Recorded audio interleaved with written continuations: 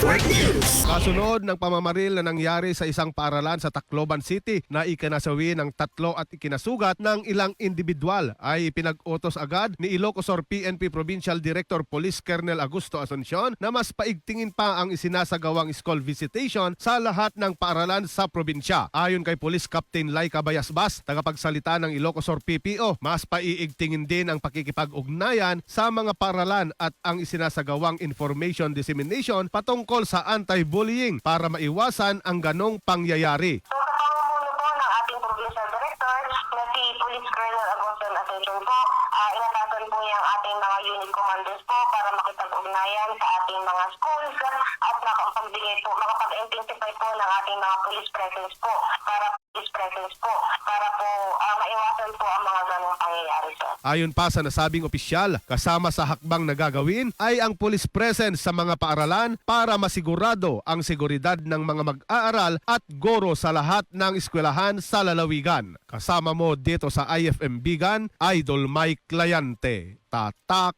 RMN. RMN Network News. RMN Network News.